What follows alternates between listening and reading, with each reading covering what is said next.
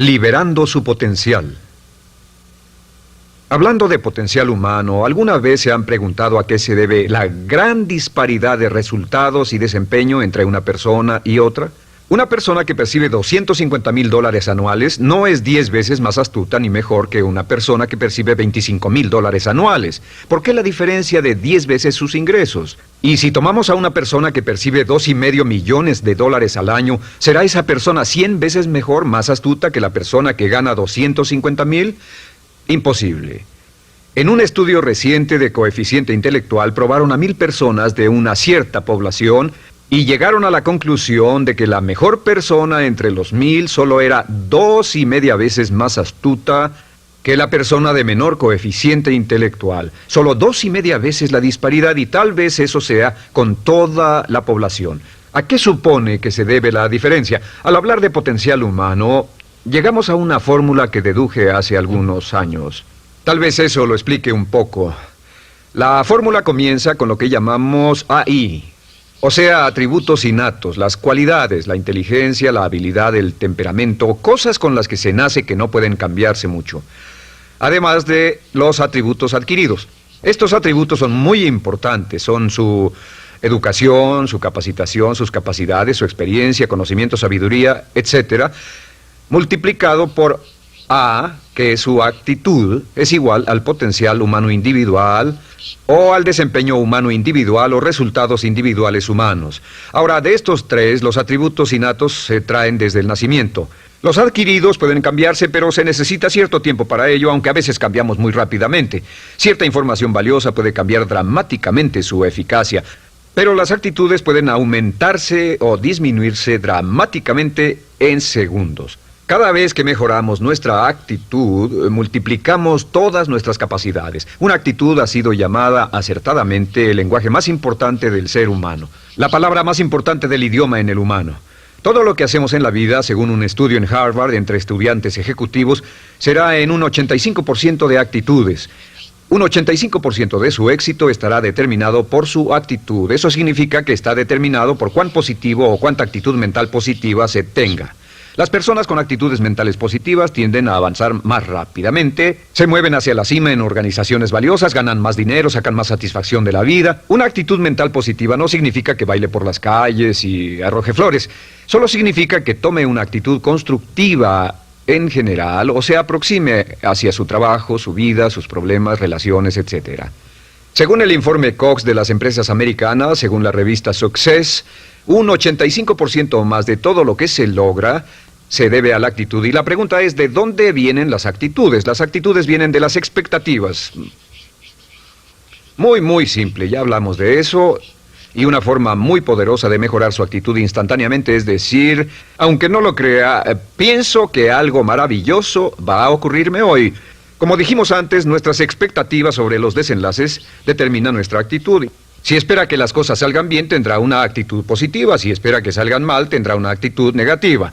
Y lo maravilloso es que podemos fabricar nuestras expectativas. Podemos esperar lo que deseamos. Podemos esperar cosas buenas, cosas malas, y no nos decepcionaremos. ¿De dónde surgen nuestras expectativas? Nuestras expectativas surgen de nuestras creencias y de nuestros valores. Son el centro de los factores motivacionales de nuestra personalidad, nuestras creencias, y esto nos conduce a un entendimiento del potencial humano. Significa básicamente que nuestra actitud es una expresión externa de lo que está ocurriendo internamente, y esto es consistente con las leyes mentales. Con respecto a las creencias, cada uno de nosotros tiene muchas creencias en el fondo que los psicólogos llaman los conceptos propios. El concepto propio, o su descubrimiento, es considerado por muchos como el logro único y más importante para comprender el desempeño humano en el siglo XX. Yo estoy de acuerdo. El concepto propio es como, si queremos usar una analogía militar, el centro de mando. O si queremos usar una analogía técnica, es el programa central de su computadora básica. Es un grupo de creencias, valores, actitudes, sentimientos, ideas, etcétera, almacenadas en el fondo de nosotros y son el resultado de casi todas las experiencias que hemos tenido en la vida. Y algunos investigadores dicen que el concepto propio comienza a formarse aún antes del nacimiento, pero el concepto propio, una vez colocado, Precede, predice y determina sus niveles de eficacia y desempeño en todas las áreas de nuestra vida. El concepto propio se convierte en el centro de mando o el programa maestro. El concepto propio de este grupo de creencias determina lo que dirá, lo que hará, cómo actuará, cómo se siente y reacciona, etc. ¿Qué significa esto? Significa que todas las mejoras en su vida externa, todos los cambios en su realidad comienzan con un cambio en su concepto propio. Les voy a explicar lo que significa. Esta es una gráfica muy simple. Hablamos de potencial humano y decimos que la persona promedio usa un 10% o menos de su potencial. Según investigaciones, tal vez es mucho menos. El Instituto Stanford Brain en Santa Clara, California, estima que tal vez se aproxime a un 2%.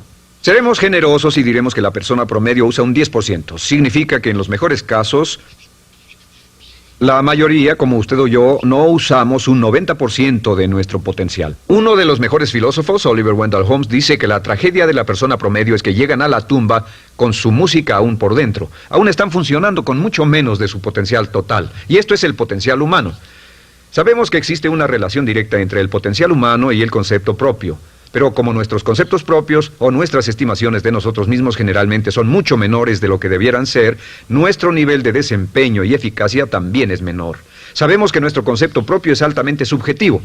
¿Qué significa esto? Significa que el concepto propio, lo que pensamos que es cierto sobre nosotros mismos, no está basado en la realidad, está basado en información que hemos tomado y aceptado como cierto, hasta el grado en que creemos lo que sea de nosotros mismos y se vuelve cierto para nosotros porque actuamos de una forma consistente con ello. Algunas personas que leen sus horóscopos y creen en horóscopos predicen su futuro. Hay algunas personas que toman la crítica y las opiniones de otros a quienes ni siquiera respetan y hacen suyas esas ideas, dando un resultado muy negativo.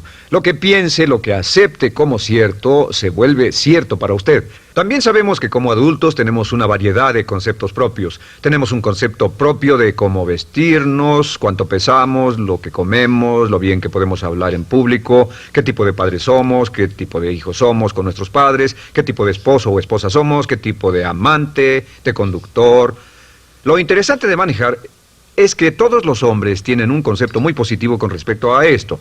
Las mujeres no entienden esto, pero los hombres nacen con un genio inherente para manejar. Todos los hombres son choferes excelentes. Si no lo creen, todo lo que tienen que hacer las mujeres que están viendo esto es pensar en la última vez que trataron de corregir la forma de conducir de un hombre y recordarán que no obtuvieron buenas respuestas. ¿Cómo respondemos ante alguien que desafía nuestro concepto propio, sugiriendo que no somos las personas que pensamos ser? Estamos a la defensiva, nos enfadamos, nos irritamos, es difícil que nos traten. Tenemos un concepto propio de lo creativos que somos, lo inteligentes, lo rápido que leemos, lo bueno que somos en los deportes, y si practicamos una gran variedad de ellos, tenemos un concepto propio para cada uno de ellos. Tenemos un concepto propio de lo bien que cocinamos, de lo bien que educamos a nuestros hijos, de lo bien que limpiamos nuestra casa, los autos que manejamos, etc. Y también de lo que valemos por lo que ganamos. Es muy interesante saber que nunca ganamos más del 10% de nuestro concepto propio en ingresos. Nuestro concepto propio determina nuestro nivel de ingresos. Este nivel de concepto propio se llama zona de confort. Y aunque querramos más dinero, veremos que la tendencia humana natural de todas las actitudes es luchar por lograr entrar a la zona de confort y luego quedarnos ahí. Si ganamos un 10% por encima de nuestro concepto propio de ingresos, tendremos una necesidad imperante de deshacernos de ese dinero. Lo donaremos, lo gastaremos en forma extravagante y hasta lo perderemos si recibimos demasiado. Las personas que ganan la lotería siempre están quebradas a los 2 o 3 años. Queman el dinero porque ese dinero está más allá de su concepto propio. Si gana 10% o menos de su nivel de concepto propio, se descubrirá luchando, trabajará más duro, más tiempo, pensará en forma más creativa, buscará diferentes formas para aumentar sus ingresos o sus segundos ingresos. La única forma de mejorar cualquier parte de su vida, incluyendo sus ingresos, es aumentando el nivel del concepto propio de sus ingresos, comenzando a pensar en usted como si estuviera ganando más dinero. Si quiere bajar de peso, la única forma en que podrá lograrlo es pensando en que está delgado. Piense en usted mismo como una persona más delgada. Si quiere volverse una persona más popular, más amorosa, más feliz o más sana, comience a pensar una y otra vez en esas cosas hasta que se vuelvan parte de su nuevo concepto propio. Hablaremos de eso más adelante. Es una parte esencial de la programación de su mente hacia el éxito. Su concepto propio global está determinado por el promedio de sus conceptos propios en las áreas que considere importantes. Ahora, su concepto propio está formado de 3 partes críticas. La primera parte del concepto propio es el ideal propio. El ideal propio es la persona que más desearía ser, es su idea de lo que constituye un ganador, es su visión ideal de lo mejor que puede ser usted. Nada más, una de las cosas que sabemos de las personas con éxito es que las personas con éxito tienen ideales propios muy claros, ideales claros de quién quieren ser en el futuro. Las que no tienen éxito tienen ideales muy vagos. El número 2 es la autoimagen. La autoimagen es como un retrato de cómo se ve a sí mismo y lo que piensa de sí mismo. La autoimagen es el espejo interno, es como se percibe a sí mismo ahora en su desempeño actual, en forma cotidiana. La tercera parte es su autoestima. Su autoestima es cómo se siente consigo mismo. Cómo se siente consigo mismo es la fuerza motriz, el motor, la fuerza poderosa dentro de su subconsciente. Es la fuerza de energía dentro de su concepto propio y determina casi todo lo que le pasa. La mejor definición de autoestima es cuánto se agrada a sí mismo. Cuánto se agrada a sí mismo como esposo, cuánto se agrada a sí mismo como empleado, cuánto se agrada a sí mismo como jefe, como inversionista, como orador profesional, como atleta, etcétera. Según se agrade a sí mismo, su nivel de autoestima, su sentimiento emocional global respecto a cualquier área de su vida, determina su desempeño y su eficacia en dicha área. Lo sorprendente es que se convierte en lo que piensa, su concepto propio es maleable, su autoestima puede formarse repitiendo una y otra vez: me agrada mi persona, me agrada mi persona, me agrada mi persona. Me agrada mi persona, me agrada mi persona, me agrada mi persona. Entre más se repita, me agrada mi persona, me agrada mi persona, entre más lo repita una y otra vez, más crecerá su autoestima, y entre más crezca su autoestima, más crecerá su concepto propio global. Cuando crezca su concepto propio global, su desempeño será mejor en todo lo demás que emprenda. Cada vez que diga, me agrada mi persona, me agrada mi persona, me agrada mi persona, me agrada mi persona, me agrada, será como bombearse psicológicamente. Todo lo que pase que haga que su autoestima suba, hará que se comporte mejor. Todo lo que haga que su autoestima baje, hará que se comporte peor, que cometa errores, que sea infeliz, etc. Un punto crítico de agradarse a sí mismo, sobre autoestima y agradarse a sí mismo, es que, número 1, nunca puede querer a nadie más de lo que se quiere a sí mismo. Que su nivel de autoestima es determinante de la calidad de relaciones que tenga con los demás. Y número 2, es que nunca puede esperar que nadie más lo quiera o respete más de lo que se respeta a sí mismo. Cuanto se agrade o se respete a sí mismo, determina sus actitudes hacia usted. Todas las escuelas de psicología actualmente están de acuerdo en el hecho de que depende de lo que usted realmente se quiera y se respete a sí mismo como un ser humano valioso e importante, tiene efecto sobre todo lo que le pase. Cuánto se agrade a sí mismo, y lo que puede hacer es mejorar su autoestima diciendo: me agrada mi persona, me agrada mi persona, me agrada mi persona, me agrada mi persona. Y esto nos lleva a la pregunta: ¿de dónde viene el concepto de autoestima? Y descubrimos que el concepto propio es maleable, puesto que no nace con este concepto propio, no nace con ninguna idea sobre sí mismo, no nace con autoimagen ni autoestima. Nace, en cierto modo, como potencial propio. Es la mejor forma de plantearlo. La persona promedio llega al mundo como potencial puro. Y no tiene el concepto propio de que todo lo que es ahora, todo sentimiento que tiene, toda actitud o valor, tuvo que aprenderlo en el transcurso de su vida. También sabemos que el niño llega al mundo con una necesidad imperante de amor y contacto. Y como una gran cantidad de investigaciones lo indican, necesitamos mucho amor y contacto durante toda nuestra vida, pero en especial durante nuestros años de formación, porque de niños aprendemos quiénes somos, cuánto valemos, si somos importantes, inteligentes, amorosos, chistosos. Todo esto lo aprendemos por la forma en que nuestros padres nos tratan. Si nuestros padres, nuestros parientes, tíos o tías, en especial nuestros padres, nos tratan como si fuéramos realmente importantes, crecemos pensando que somos realmente importantes, pero si nuestros padres no lo hacen, pasa algo más. Sabemos que los primeros años de vida son los más importantes para el desarrollo del concepto propio, que un niño comienza a partir de cero. El niño nace sin saber quién es él o ella. Son sumamente valiosos el primero, segundo, tercero, cuarto y quinto años de vida. Algunos psicólogos pensaban que eran los 5 primeros años, pero ahora dicen que son los 3 primeros años. En sus 3 primeros años de vida el niño aprende quién es, y dicen que si se les da suficiente cantidad y buena calidad de amor en los 3 a 5 primeros años, los prepara usted de por vida. Los coloca en una base sólida de autoestima y confianza en sí mismos, valor e importancia realmente. Existe una relación directa entre la calidad y la cantidad de amor y el desarrollo de una personalidad sana. Entre más amor, amor incondicional, reciba un niño en sus años formativos, más fuerte será la base de su personalidad. El reverso de la educación es que casi todos los problemas de psicosis, neurosis, perturbaciones de la personalidad y problemas de comportamiento surgen de los problemas que se tengan con el concepto propio. Ahora observemos a los adultos. Aquí está nuestra personalidad adulta. Si nos observamos, podemos llegar a reparar nuestras bases, por así decirlo, repitiéndonos una y otra vez: me agrada mi persona, me agrada mi persona, me agrada mi persona, y llevamos ese concreto reparador hacia la base de nuestra personalidad. Los niños necesitan el amor como las rosas necesitan la lluvia. Los niños que carecen de amor a menudo mueren por escasez de amor. Es una enfermedad llamada marisma. Ahora, ¿qué más sabemos sobre los niños? Sabemos que los niños llegan al mundo con dos atributos notables. El primero es que no sienten temor. Los niños nacen sin temores. No temen a nada excepto a caerse y a los ruidos fuertes. Y esto se expresa en sus actitudes: yo puedo.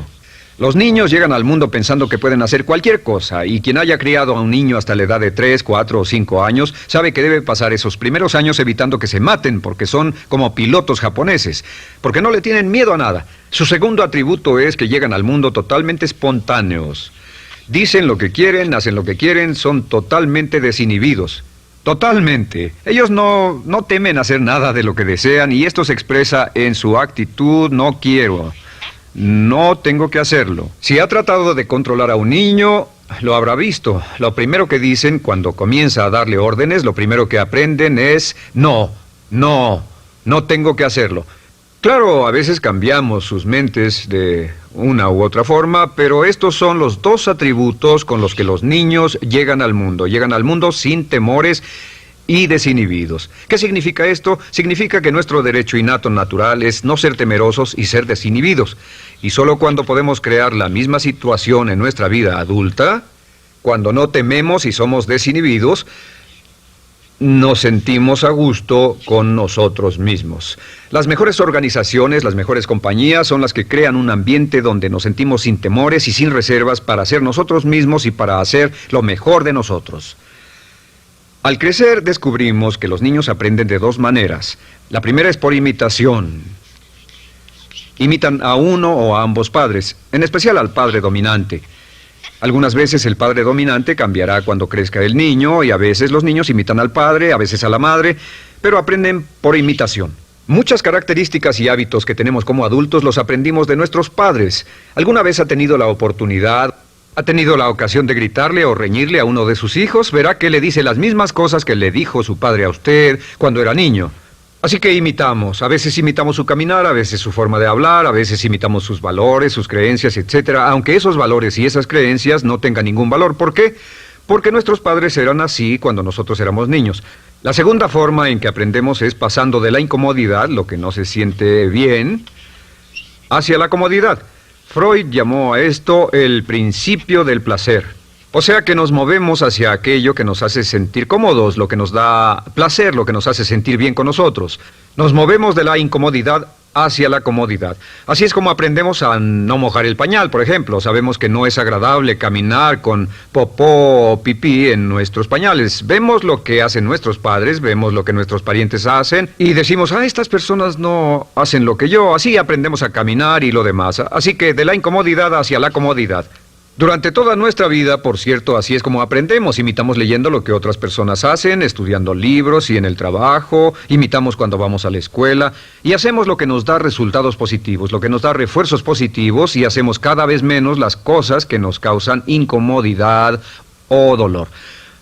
Ahora, muy temprano en la vida, como equivocación o como resultado de una equivocación que los padres cometen en la crianza, los niños comienzan a aprender hábitos y patrones negativos. Los patrones y hábitos negativos tienen sus raíces principalmente en la crítica destructiva. La crítica destructiva comienza muy temprano en la vida, a veces en los primeros meses. Y la crítica destructiva la usan los padres para dirigir y controlar a sus hijos. Desafortunadamente, tiene un efecto muy peligroso y dañino sobre nosotros, ya que la crítica destructiva tiende a minar la integridad de la personalidad del niño. Muchos de nosotros, incluyéndome a mí y a muchos de ustedes, nos hemos visto minados y heridos por la crítica destructiva más que todas las guerras en la historia. Ahora, como resultado de la crítica destructiva, comenzamos a desarrollar hábitos y patrones negativos. Los patrones de hábitos negativos son respuestas condicionadas hacia los estímulos.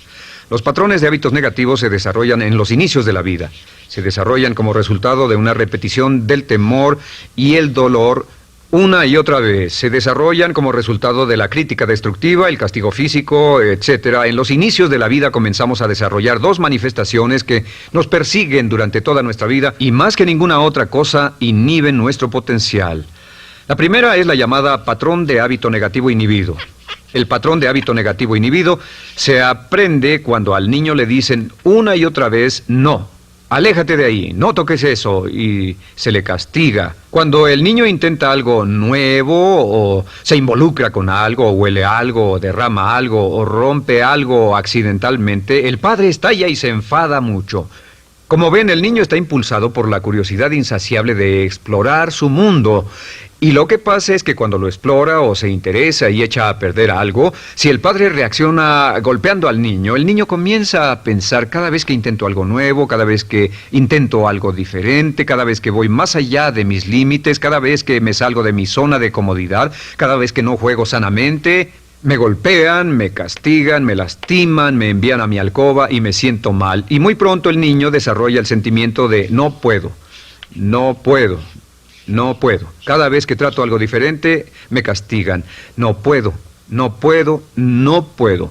Es como la respuesta de Pavlov. Pavlov sonaba la campana y le daba de comer a un perro, y el perro salivaba, y Pavlov alimentaba al perro. Mientras sonaba la campana, el perro salivaba y siguió haciendo eso, y después Pavlov solo sonaba la campana y el perro salivaba. Lo que pasa en la vida adulta es que esto crea lo que llamamos temor al fracaso. El temor al fracaso es una respuesta condicionada a un proceso de crítica destructiva que ocurre en los primeros 5 o 6 años de la vida. El temor al fracaso automáticamente nos activa, nos sentimos ansiosos, tensos, intranquilos, sentimos presiones y estrés en nuestro plexo solar, sentimos ganas de retirarnos del evento, y el temor al fracaso es la razón principal por los fracasos en la vida adulta. Es la razón principal por la que evitamos cumplir plenamente nuestro potencial. De hecho, todos los patrones de hábitos negativos se experimentan en el cuerpo físico.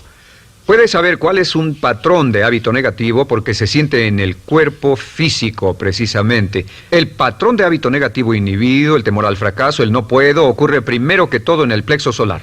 ¿Ha tenido la ocasión donde debe hablar frente a un grupo, debe ir a una revisión de su desempeño, o debe hacer una llamada determinante? Primero su plexo solar se aprieta. Si el temor continúa, su respiración se acelera. Su corazón comienza a latir apresuradamente, su frecuencia respiratoria aumenta y le duele la cabeza como migraña en la parte frontal, su garganta se le cierra y no puede hablar y se le seca la boca por completo, y como se pone tan tenso y asustado, va corriendo al baño. Estas son todas las manifestaciones. No hay peligro físico, pero sí peligro psicológico, una respuesta condicionada. Cuando sentimos estas cosas, la tendencia es retirarse de la situación que las ocasiona, y es la razón por la que no logramos mucho si retrocedemos. Es muy importante. El segundo patrón de hábitos negativos es el compulsivo. El patrón de hábito negativo compulsivo se aprende cuando a los niños se les dice una y otra vez: más vale que lo hagas. Si no lo haces, tendrás problemas o me las pagarás. A los niños se les convierte en recipientes del amor condicionado. Los padres no intentan hacer esto, pero lo que hacen es sugerirle al niño: no te amo, por lo tanto no estás a salvo, a menos y hasta que hagas lo que yo quiero. El niño crece sintiendo: tengo que hacer lo que quiera mi mamá. Debo complacerla, debo complacer a papá, debo complacer a los demás, debo complacer a mis parientes, y a veces debo complacer a mis semejantes, debo complacer a mis maestros, debo complacer a todo el mundo, y crecen con esto: debo. No puedo hacer lo que quiero hacer, debo hacer lo que complace a las demás personas. Este patrón de hábito negativo muy temprano en la vida se traduce en el temor al rechazo. El temor al rechazo lo experimentan los hombres como adultos como un comportamiento tipo A. Hablaremos del comportamiento tipo A posteriormente. El comportamiento tipo A es una necesidad compulsiva o excesivamente compulsiva de complacer de algún modo a alguien sin normas de comportamiento, prácticamente sin pensarlo. El temor al rechazo nos impulsa, nos hace muy sensibles a las necesidades de los demás. Hacemos cosas que otras personas quieren, no hacemos lo que nosotros queremos. Siempre estamos tratando de complacer a los demás. Tenemos preocupaciones o nos importan las opiniones, sentimientos y actitudes de otros hasta el punto donde ocultamos nuestras necesidades. El temor al rechazo se siente en la columna del cuerpo. Se divide el cuerpo a la mitad y se siente hacia abajo en la mitad posterior del cuerpo. El primer lugar donde comienza a sentirse el temor al rechazo es generalmente en los hombros y el cuello. Nos sentimos entumidos, duros, tensos. Cuando tenemos mucho que hacer sentiremos un estrés tremendo en la columna. Los músculos se estiran en la parte posterior. A veces se manifestará como flebitis y venas varicosas y a menudo nos darán dolores de cabeza en la parte posterior de esta porque las arterias carótidas que llevan la sangre hasta la cabeza, los músculos a su alrededor se contraen y la cantidad de sangre que fluye hacia la cabeza fluye más lentamente y se siente un terrible dolor de cabeza en la parte posterior. Estos dos temores, los patrones de hábitos negativos compulsivos, el compulsivo y el inhibitorio, son resultado de la crítica destructiva, el gran destructor de la personalidad que nos persigue durante toda la vida. Y lo maravilloso de todo esto es que como son patrones de hábitos aprendidos, podemos olvidarlos. Podemos acabar con el temor al fracaso que nos detiene. Podemos acabar con el temor al rechazo que hace que hagamos cosas que complacen a los demás en vez de complacernos a nosotros, trabajando con nuestra propia autoestima. Porque existe una relación inversa entre la autoestima y el patrón de hábitos negativos. Porque entre más se agrade a sí mismo, menos teme al fracaso. Entre más se agrade a sí mismo, menos teme al rechazo. Entre más se agrade a sí mismo, menos temerá a cualquier cosa. Y si sigue repitiendo, me agrada mi persona, me agrada mi persona, me agrada mi persona una y otra vez, si sigue diciendo esto, con el tiempo su autoestima sube más y más y más y más y sus temores desde luego bajan. Cuando su autoestima sube, sus temores van en dirección opuesta. Ahora, ¿cómo enfrentar la crítica destructiva si debe criticar a otras personas? Pues eso es muy simple. Muchos padres nos han preguntado eso. ¿Cómo se controla a los niños? Una de las claves para controlar a los niños es dirigirlos para que hagan algo constructivo en lugar de hacer algo destructivo. Otra cosa que debe recordarse es que lo que quiere hacer es que quiere dar una crítica informativa, crítica constructiva, lo que significa que se les dice a los niños lo que pueden hacer o a los adultos lo que pueden hacer mejor. Todo el propósito de dar retroalimentación de cualquier tipo es mejorar el desempeño. Si es padre o si es jefe o si es una persona en una relación, si una persona está haciendo algo malo o inadecuado, todo el propósito de darles cualquier tipo de retroalimentación es para que puedan hacerlo mejor. Sin embargo, existe una relación directa entre la autoestima y la crítica destructiva. Cada vez que se critica a una persona, su autoestima baja. Y cada vez que su autoestima baja, su habilidad para desempeñarse baja. Si critica a una persona en forma destructiva demasiado tiempo, llegará a un punto donde no intentarán nada. Se convierte en lo que llamamos hipersensible. Un adulto hipersensible es aquel que no puede aceptar críticas de nadie. Un adulto hipersensible es una persona que está muy tensa, ansiosa, si siquiera sugiere que no está haciendo lo correcto. Si trata con un adulto hipersensible, la clave es sentarlo y recordar 4 cosas. Número 1, comenzar con alabanzas. Número 2, proteja la autoestima de la persona a toda costa. Número 3, discuta el desempeño y no a la persona. Hable del comportamiento más que de la persona. Y número 4 es enfocarse hacia el futuro en vez de en el pasado. Enfóquese hacia lo que va a hacerse en forma diferente en el futuro en vez de lo que pasó en el pasado. ¿Por qué? Una razón muy simple, porque una persona no puede controlar el pasado. Al no poder controlar el pasado, cualquier crítica de lo que han hecho en el pasado les da un estrés tremendo y frustración. Así que, en resumen, la clave del éxito en la vida es una actitud mental positiva. Una actitud mental positiva se basa en expectativas de éxito, de una serie de expectativas positivas. Esa serie de expectativas positivas se basa en sus creencias y en su concepto de sí mismo. El centro de su concepto propio que determina su eficacia en la vida es su autoestima, y su autoestima se mide por cuanto se valore a sí mismo. Las dos cosas que nos frenan más que nada son el temor al fracaso y el temor al rechazo. Y uno de nuestros secretos centrales de éxito es este: Conviértase en un organismo generador de autoestima perpetua. Haga continuamente cosas para usted mismo, hacia sí mismo en su vida, que hagan que se agrade a sí mismo, que se ame, que se acepte, que se respete, que hagan que se sienta fantástico con usted mismo.